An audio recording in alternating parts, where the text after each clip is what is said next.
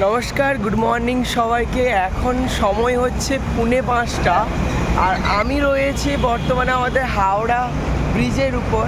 আজকে আমার ডেস্টিনেশন হচ্ছে আমাদের সবারই প্রিয় জায়গা দ্য মল্লিকঘাট ফ্লাওয়ার মার্কেট। মানে আমি শুধু এখন এটা ভাবছি যে যেই ছেলেটা ভোর 8টার আগে ঘুম ভাঙতো না, সেই ছেলেটা শুধুমাত্র একটা ব্লগ ভিডিও বানানোর জন্য 4:30টার সময় হাজির হয়েছে হাওড়া ব্রিজের উপর। সত্যি ঘুমই না আমার চোখেও হানা দেয়, ক্লান্তির দুঃস্বপ্নের মতো। তবুও নিজের স্বপ্ন পূরণ করার জন্য আজকে আমি আবারও শুরু করলাম নতুন একটি অধ্যায়ে। সকালে হাওড়া ব্রিজের ভিউটা যতটা না অসাধারণ, ততটাই জ্যাম মুক্ত একটা পরিবেশ। মানে প্রায় বলতে গেলে কেউ নেই। কলকাতা দিনের যে একটা কলকাতা আর রাতের যে একটা নীরবতা, মানে ঘুমহীন একটা কলকাতা, দুটোর মধ্যে কিন্তু ওই আসমান জমিন একটা পার্থক্য, ডিফারেন্স রয়েছে।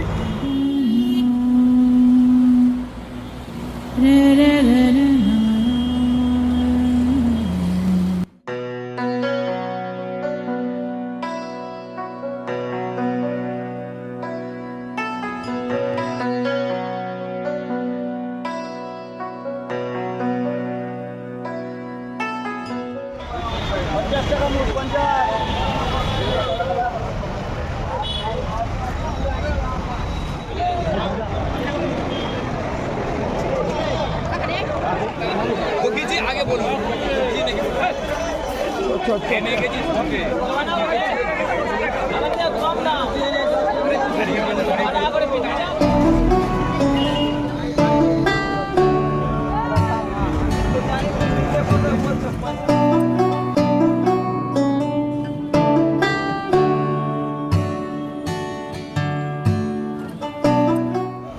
বলার কিছু নেই, ভিডিও বানাবো, এই হচ্ছে বলা। বলছিলে এগুলো তো সূর্যমুখী, এগুলো কোথা থেকে আসছে? বাগান থেকে। এটা কোথা থেকে? বাগনান, ডায়মন্ড হারবার থেকে আসছে। বা আপনাদের বাড়ি কি ওইদিকে? এগুলো কোথা থেকে আসে?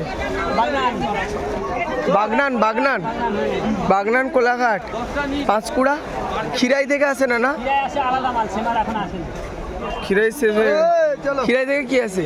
খিরাই থেকে আসে চন্দ্রমল্লিকা, কটন, এইসব। আর যে পদ্ম ফুলটা কোথা থেকে আসে? পদ্ম বাজারের ভেতরে। পদ্মটা আসে কোথা থেকে?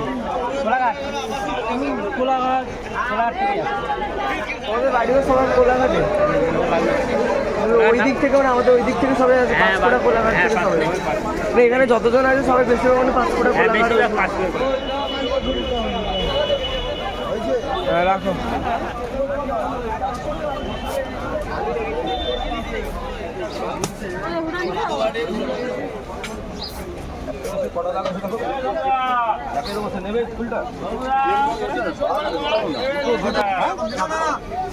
ষাট টাকা কিলো।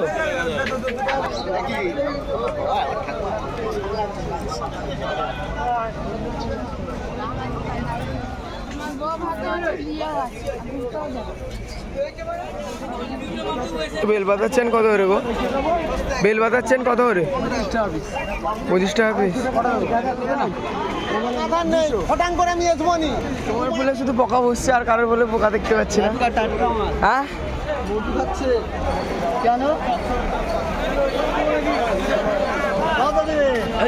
देख कुछ जगह दे ए जान दो दे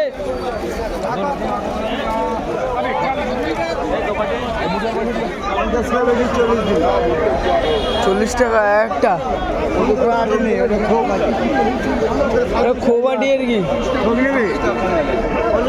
একটা, এটা 40 টাকা।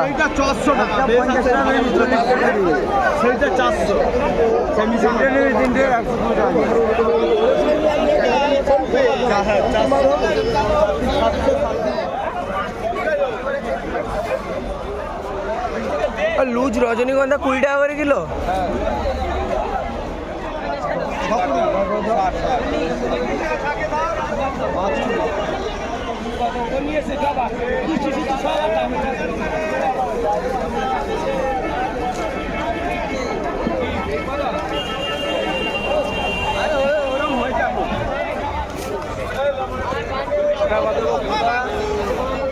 গাঁদা কিলো কত করে?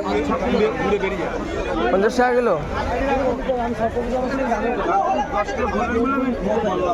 সব ফুল দেখতে পাচ্ছি, বাট ফুলের রাজা সেই গোলাপকে আমি তত একটা দেখতে পাচ্ছি না খুব বেশি।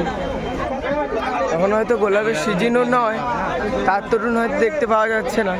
দুবাটি 1 কেজি কত করে?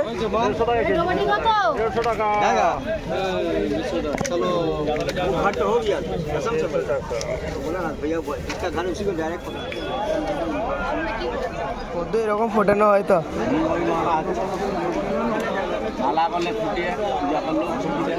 আপনাদের বাড়ি কোথায়? আপনাদের মেদিনীপুরে কোথায়? মানে ওই পাঁচকুড়া ওই ওই জায়গার দিকে তো? এই যে পদ্মগুলো মানে ওই রাস্তায় যে ট্রেনে আস্তে আস্তে দেখি, তারপরে যে খড়গপুর তবে খিরাই টিরাই থেকেও আসে। আপনাদের এখানে কি কি ফুল পাওয়া যায়? শুধু পদ্ম আর গোলাপ? সব রকম সিজন ফুল পাওয়া যাবে। এখানে সবসময় থাকেন না প্রত্যেকদিন যাওয়া আসা করেন? না, আমি থাকি। ও, এরকম বুফে কি কাজে লাগে ওইগুলো? সাজানোর কাজে লাগে না? না দেওয়ার কাজে তো লাগে না? না এগুলো আমি এখানে এসে যা বুঝলাম যে বাজারটা না আরও আগেই শুরু হয়ে যায়।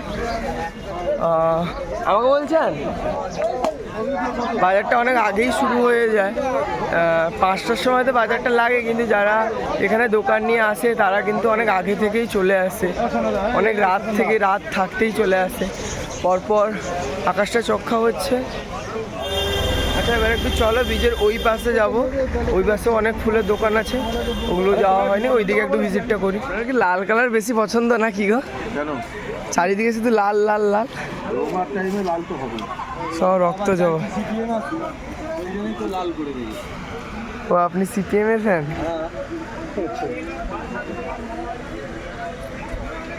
এগুলো চ্যান কত করে? চ্যান কত করে? কত করে বলুন না, লাগলেই বলবেন, না হলে বলবেন না। নি একটাই লাগবে, একটার জন্য দেবেন না? না কত টাকা করে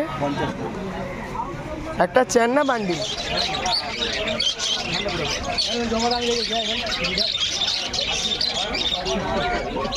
কুচো ফুল কত করে গো? 20 টাকা আর 50? 1 কেজি 50 টাকা তো? আম পাতা না? 50 টাকা কিনা আছে, 10 টাকা না দিলে লাভ হয়। কত টাকা করে এগুলো? লাভ নেই আম পাতা বিক্রি হচ্ছে। পাতা বিক্রি করার জন্য অনেক গাছ তৈরি করা হয় মানুষ, একই সাইজের পাতা থেকে বললাম, তাই না? হ্যাঁ। এই মুরগ ঝুটি কত করে গো? মুরগ ঝুটি 10 টাকা বান্ডিল এগুলো একটা? কত পিস আছে এগুলোতে? 2, 4, 2, 6, 8 পিস লেখা আছে তো?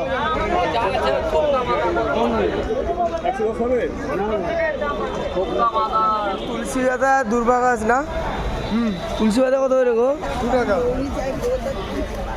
আর দুর্বা গাছ 5 টাকা। তো তুলসীর দাম কম, দুর্বার দাম বেশি গো। আম পাতা কত করে?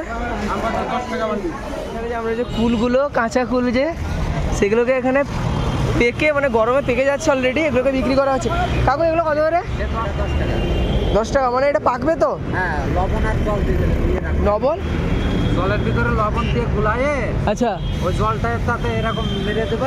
বলছি যে একটা সিঙ্গেল গোলাপ আর একটা গোলাপের মানে বুফে বানিয়ে দেবে, কত টাকা পড়বে? মানে বুফে বলতে আমি সিঙ্গেল গোলাপে দুটো কত টাকা নেবে? সিঙ্গেল গোলাপ মোট দুটো, একটা এমনি নর্মাল আর একটা বুফে।